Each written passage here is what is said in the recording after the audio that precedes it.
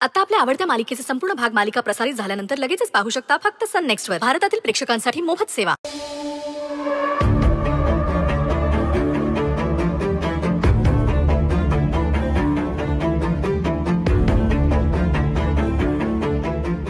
धनंजय येतील ना, त्यांची वाट तर बघते, पण रागाच्या भरात आलेच नाही तर.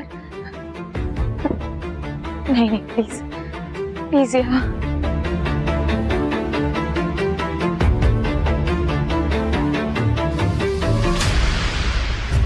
सुंदरी.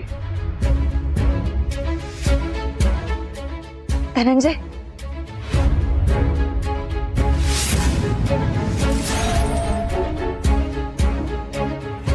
बोला. मला वाटलं नव्हतं तुम्ही याल, पण तरी आलात त्यासाठी थँक्यू. तुम्ही बोलवलं म्हणूनच आलोय मी, आणि ही आपली शेवटची भेट असणार आहे. बिचारी अनु, बघा ना, देव तरी काय नशीब घडवतो एका एकाचं. किती सुंदर हुशार तडपदार पोरगी, पण शेवट हा असा झाला. शेवटी मायलेकींची भेट खऱ्या अर्थानं झालीच नाही बघा शशीताई. हो ना, म्हणतात ना, माणूस ठरवतो एक आणि नियती वेगळंच काहीतरी घडवून आणते. गोष्टी आपल्या हातात नसतात हेच खरंय. मी तर देवाला हेच सांगायला गेले होते की अनुच्या आत्म्याला चांगली गती मिळू दे आणि माझ्या आदित्याचा आणि सुंदरीचा संसार सुखाचा होऊ दे. माझ्या सावीला आई बापाची छत्रछाया मिळू दे. शशीताई, अहो तुम्ही काय बोलताय काय? हे आदित्य आणि सरूचं लग्न छे, आणि हे अशा वेळेला तुम्हाला बोलवतं तरी कसं हो?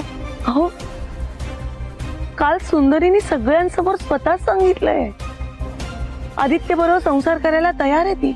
ते सगळं सावीच्या काळजीपोटी बोलली ती, कारण आदित्य सावीला सगळं खरं सांगायला निघाला होता म्हणून सरू तसं बोलली. आणि शशीताई, आदित्य कालपर्यंत कसा वागलाय ते सगळं विसरलाय का तुम्ही? काही एक विसरलेली नाहीये मी, पण सुंदरी अनुला घेऊन आपल्याला काही न सांगता, ठाव ठिकाणा न सांगता कुठे घेऊन गेली होती हे पण नाही विसरले मी. आपल्याला नाही तर नाही, निदान आदित्यला तरी सांगायला हवं. कदाचित आज अनु जिवंत असते, नाहीतर ही आज वेळ आलीच नसती. पण आता सरूने चूक सुधारली आहे ना, सावीमुळे का होईना आदित्य बरोबर संसार करायला ती तयार झाली ना. मग तुम्ही आता त्याच्यामध्ये खोडा घालू नका आणि कुठली शंका घेऊ नका. मला पूर्ण खात्री, मागचं सगळं विसरून सुंदरी आदित्य बरोबर सुखाचा संसार करेल. बघा तुम्ही. वा,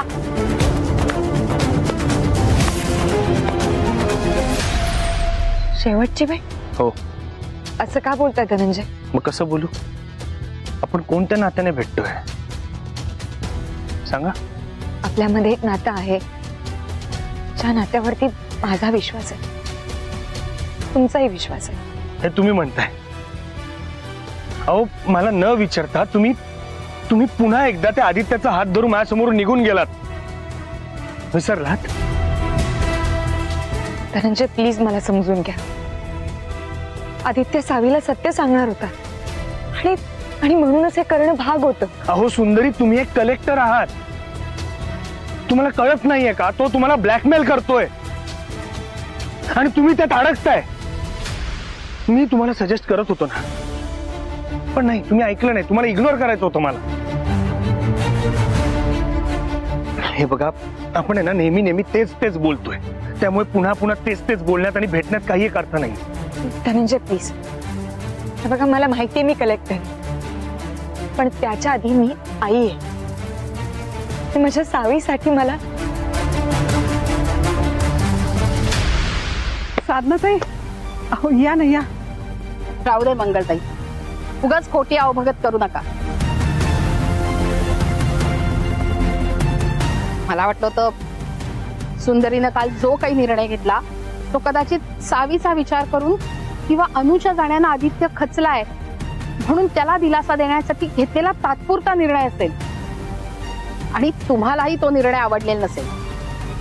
पण तुम्ही तर खुश दिसताय. अहो नाही नाही साधनाताई, तुमचा काहीतरी गैरसमज झालेला. राहू दे, कशाला उगाच सारवासारव करताय? शशीताईंचं बोलणं मी माझ्या कानाने प्रत्यक्ष ऐकलंय. तुम्ही दोघी आदित्य आणि सुंदरीचा संसार सुखाचा व्हावा म्हणून देवाला साकडं घालायला गेला होतात. वा. मी काय म्हणते, हे बघा आपण घरात जाऊया. हे बघा आपण बसून सविस्तर बोलूया ना. जे काय मी तुम्हाला सगळं सांगते ना. मी पण हाच विचार करून आज इथे आले होते की जे काही झालं ते झालं, पण आपण दोघी शांतपणे बसून सगळं ठरवूया. पण इथे तर मला काही वेगळंच चित्र दिसतंय. पण बरं झालं, आज तुमचे खरे रंग कळले मला. यापुढे तुमच्याशी किंवा तुमच्या मुलीशी मला कोणत्याही प्रकारचं नातं ठेवायचं नाही. आणि धनंजयला सुद्धा मी घरी गेल्यावर हेच सगळं सांगणार आहे. हे बघा साधनाताई, मी तुमच्या समोर हात जोडते, पण खरंच काही सांगू नका हो. हे बघा उगाच रागाच्या भरात डोक्यात राग घालून घेऊ नका. मंगलताई, तुम्ही माझं नावच घेऊ नका. आणि तुमच्या लेकीला सुद्धा बजावून सांगा, धनंजयच्या आयुष्यात यापुढे अजिबात यायचं नाही. खरं तर तुमच्या बाबतीत याआधी सुद्धा दुधानं तोंड पोळलं होतं आमचं, म्हणून ताकही फुंकून पित होतो आम्ही, तर त्याचाही आम्हाला चटका बसला. जाऊ दे, आता मला यावर काही चर्चाच करायची नाही. मी जाते. साधनाताई ऐकून घ्या. साधनाताई,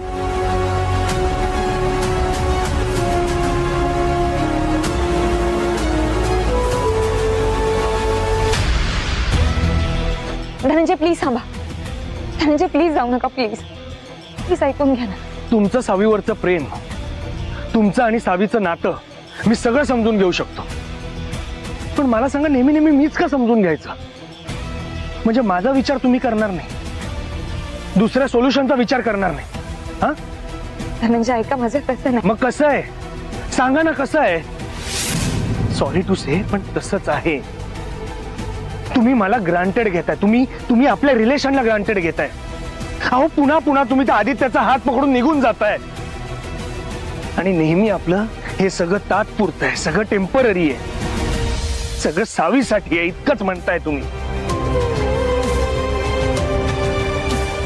ओके, मला एका प्रश्नाचं उत्तर द्या. सावी मोठी होईपर्यंत तुम्ही तिला सत्य सांगणार नाही आहात, बरोबर? म्हणजे तुम्ही आणि आदित्य त्या घरात नवरा बायको म्हणून राहणार आहात कधीपर्यंत?